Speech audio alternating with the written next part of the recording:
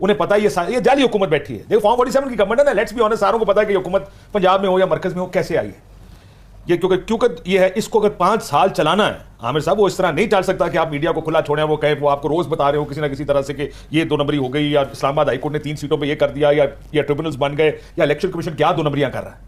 یہ سارا ان کو بچانے کے لیے ہو رہا ہے نا. اگر آپ آزاد میڈیا کھلا چھوڑ دیں گے تو نہ الیکشن کمیشن اس طرح کام کر پائے گا, نہ کوئی اور طاقت کسی جگہ اور جگہ بیٹھ کے اس طرح کھلے طریقے سے کام کر پائے گی. ایک ڈنڈا دیتے ہیں وہ جو نظر نہیں آتا, ایک تو وہ طریقہ.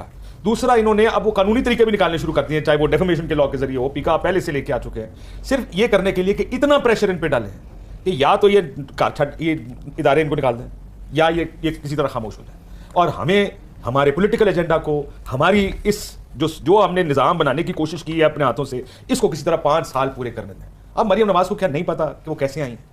کیا کس کو نہیں پتا پنجاب میں کیا ہوا, 8 فروری کو کیا ہوا, 9 فروری کو کیا ہوا, یہ حکومتیں بنی کیسے, ایسی حکومتیں کیسے چل سکتی ہیں؟ مجھے یہ بتائیں نا, ان کو بھی پتا کہ نہیں چل سکتی. اس وقت چلے گی کہ جب یہ سب سسٹم کو اس طرح کنٹرول کر کے رکھے گی. اور میڈیا اس کا سب سے اہم, میں اس لیے کہتا ہوں کہ ایک تو اپوزیشن ہوتی ہے, ظاہر ہے وہ اہم ترین ہے, لیکن اگر میڈیا کو آپ خاموش کر دیں تو اپوزیشن بھی اس کی آواز آپ دبانے کی کوشش کرتے ہیں نا. میڈیا سے روکنا نا, عمران خان کی تصویر نہیں چل سکتی, اس کا نام نہیں چل سکتا. کس لیے؟ تاکہ اس کی کوئی خبر ٹی وی پر آئے. ہی از دی بگیسٹ ایڈورسری اس وقت, وہی ہے ان کا سب سے بڑا.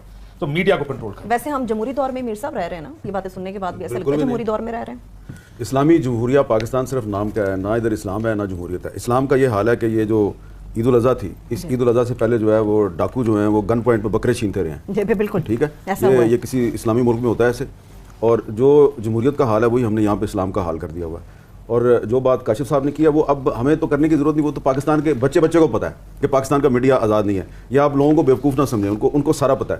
اچھا, اور دوسری بات یہ ہے کہ ایک بیوقوفی یہ ہے کہ جی شاید وہ سمجھے میڈیا کو کنٹرول کر کے وہ پاکستان میں جو ہے نا دودھ اور شہد کی نہریں بہا دیں گے. بھائی مودی جو ہے اس نے کتنا میڈیا کو کنٹرول کیا ہے, اس نے خرید لیا میڈیا. تو میڈیا کو کنٹرول کر کے تو مودی جو ہے اس کی پاپولیرٹی میں اضافہ ہوا یا کمی ہوئی ہے؟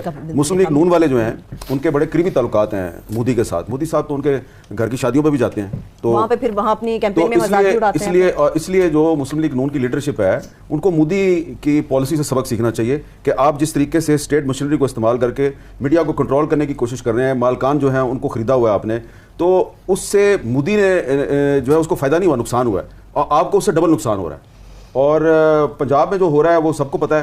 اس میں مجھے لگتا ہے کہ مسلم لیگ نون کی گورنمنٹ جو ہے وہ رینٹ پہ کوئی چلا رہا ہے, وہ صرف ان کا فیس ہے, پیچھے کوئی اور ہے. اب دیکھیں نا, یہ عید سے پہلے اس دن میں اسلام آباد ہائی کورٹ میں تھا, عمران ریاض جو ہے اس کو اسلام آباد ہائی کورٹ نے حج پہ جانے کی اجازت دی. جی بالکل ٹھیک ہے, وہ اجازت لے کے 2 ممبر بینچ سے, اور وہ جو لاسٹ فلائٹ تھی حج کی اس کے لیے احرام باندھ کے وہ جا رہا تھا ایئرپورٹ, اور اس کو ایئرپورٹ کے باہر پکڑ کے آپ نے جیل میں ڈال دیا. اگلے دن ایک ایف آئی آر ہے, پھر دوسری ایف آئی آر ہے. پہلی ایف آئی آر میں جو گواہ ہے وہ کہہ رہا جی میرا کوئی تعلق نہیں ہے, وہ کہہ رہا میرا کوئی تعلق ہی نہیں ہے اس بات سے. ہاں, اور کہ اچھا نہیں, اس میں جو گواہ ہے وہ ویڈیو سٹیٹمنٹ دے رہا ہے جی کہ یہ غلط ہے, یہ عمران ریاض کے خلاف